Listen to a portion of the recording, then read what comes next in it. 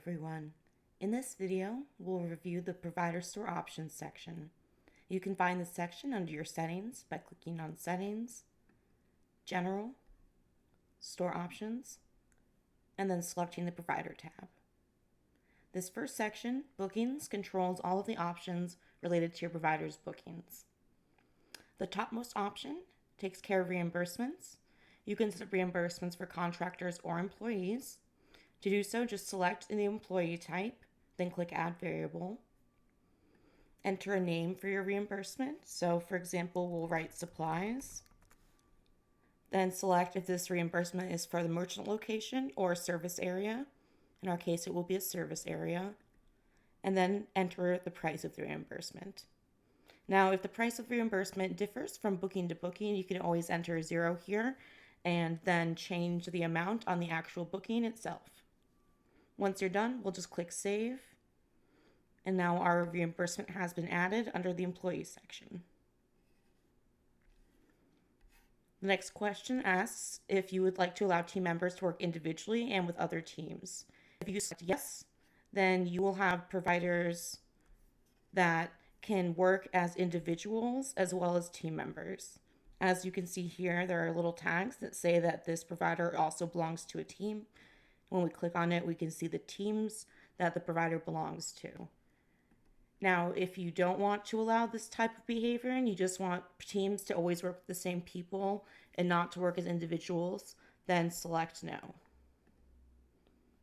Next, decide what you'd like to set for the default pay for all of your providers. You can choose a fixed amount, a percentage, or an hourly rate.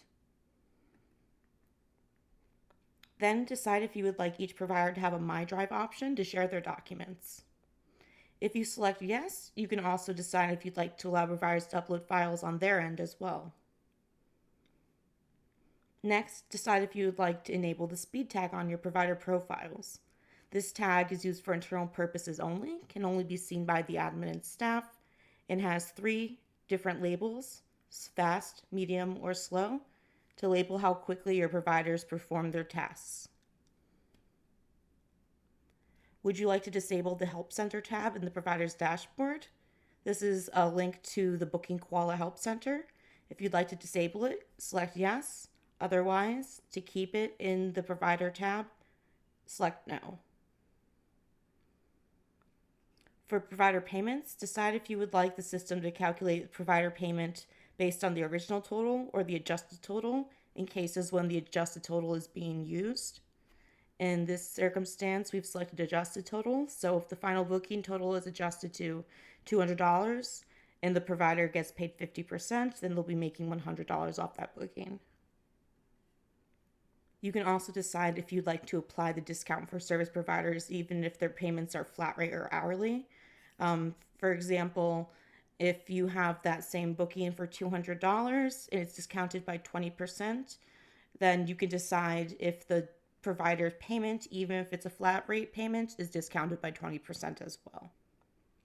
Next, decide if you would like to allow your providers to edit their profiles.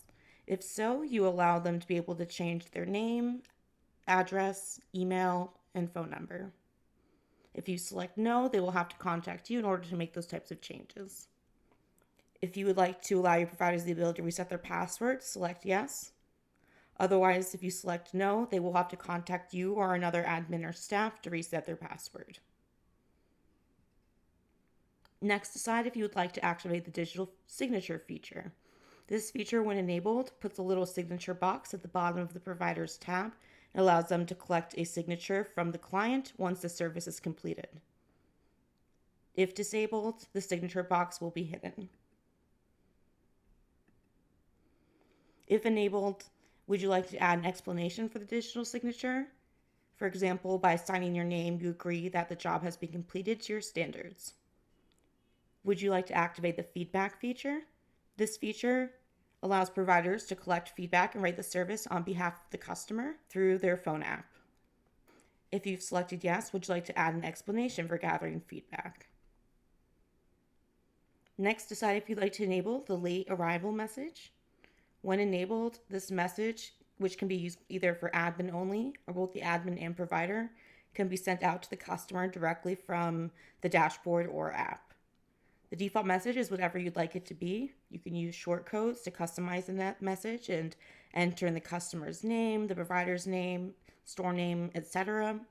You can also customize the name of this button, so if you prefer to use it for something other than late arrivals, you can.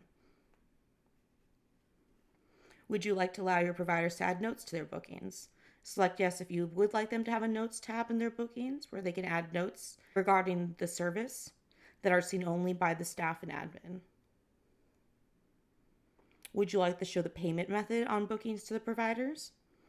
If you select yes, decide if you'd like to show it for only cash check or for both cash check and credit and debit card. Decide if you'd like to show booking price to customers. Decide if you'd like to show the booking price to providers. If yes, decide if it's only for cash check or if it's both for cash check and credit debit card transactions. And then decide if you'd like to hide the provider's payment from your providers. If you select no, you'll see all of the provider payment details.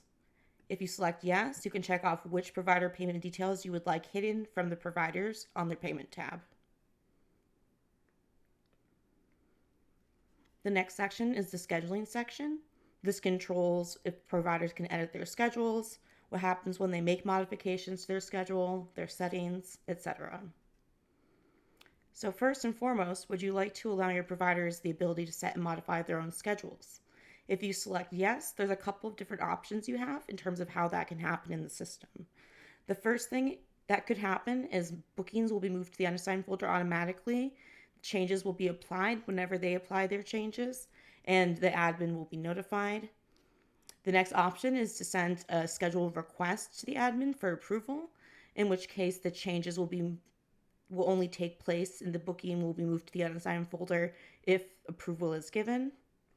And then the last option is to not move the bookings to the unassigned folder and apply the changes, but keep the booking active on the provider's schedule with an NA tag, NA standing for not available tag, and then notify the admin for an update.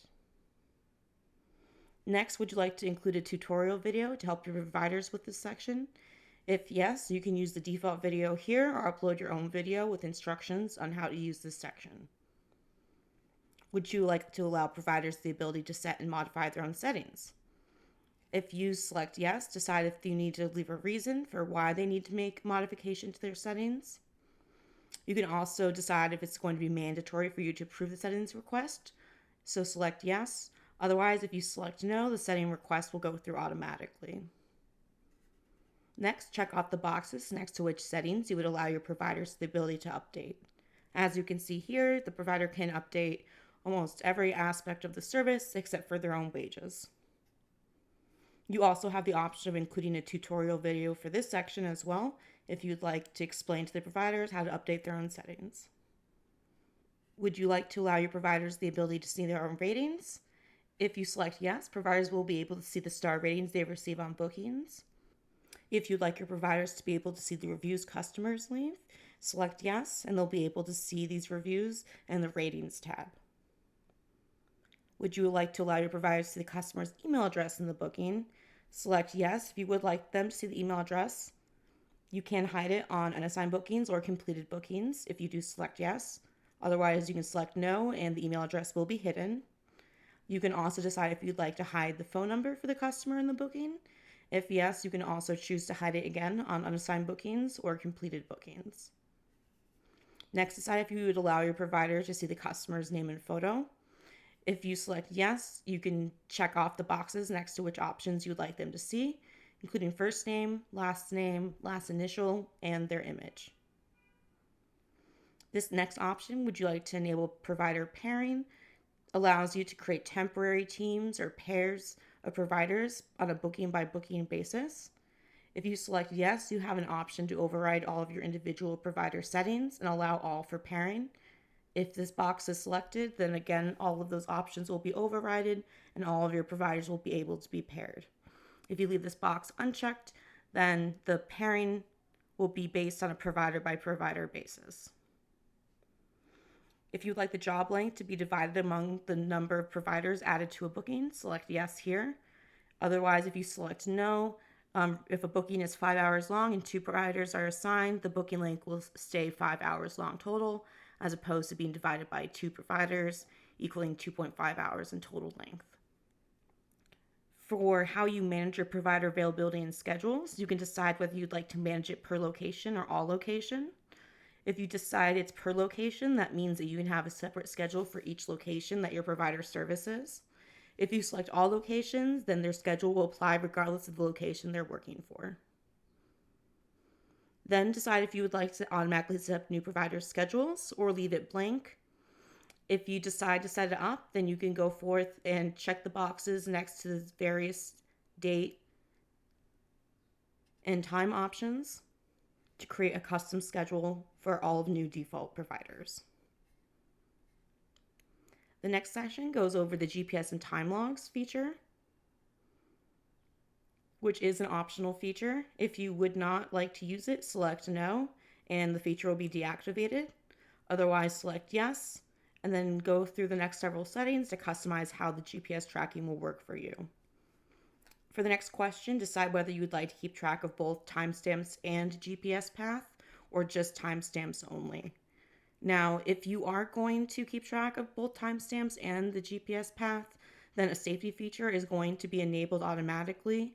This is going to remind your provider 1 hour after the job length has passed, if they're still present and working at the job. They can hit no, in which case they'll be automatically clocked out. Or if they click yes, they're still at the job, then they can set another reminder in an hour or two, and then they can decide when they're ready to clock out. In any case, if the provider doesn't respond at all to any of the notifications and they choose to do nothing, they'll be automatically clocked out 2 hours after receiving their first notification.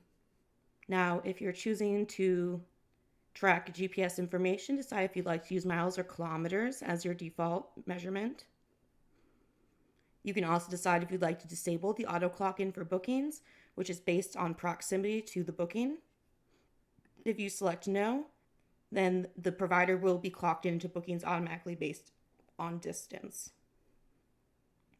For the next question, would you like to enable automatic clockouts? Select yes if you would like the provider to be clocked out automatically once they leave the proximity of the booking, or no if you would like them to remain clocked in until they manually clock out.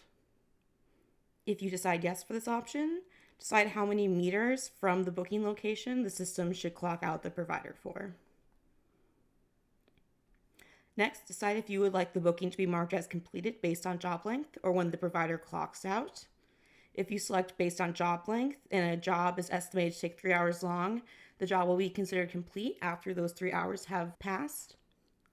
If you select on clock out, even if a job is set for 3 hours, the system will not consider the job completed until the provider clocks out, whether it's at the 2-hour mark or the 5-hour mark. Next, decide how the system should clock out providers in case there's a pair or a team. And you can decide to individually clock in and clock out for each provider, or if one provider clocks out, all should be clocked out automatically. You can also decide if you'd like providers to be able to reclock into a booking if they clocked out accidentally.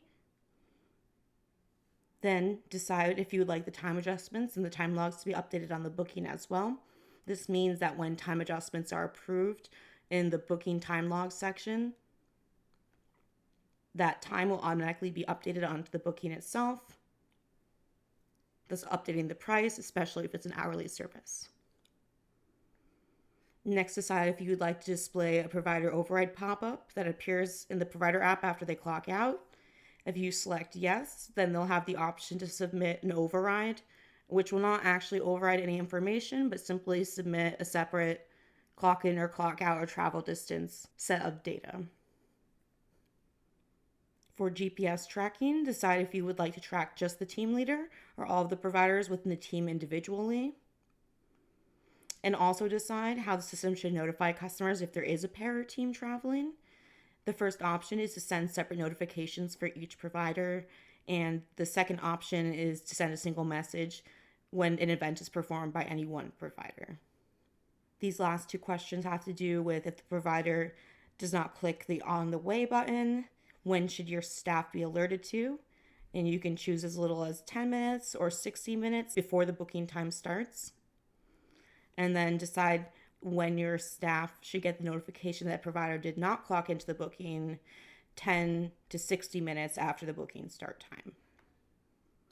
The final section is the Send Schedule Automatically section. If you would like to use this feature, select Yes for the topmost question, and then go down to finish the next couple of settings. You can decide to send the schedule automatically on a daily basis or a weekly basis. Select the day in which to send the schedule if it's going to be a weekly basis. Select the time in which you would like the schedule to be sent out.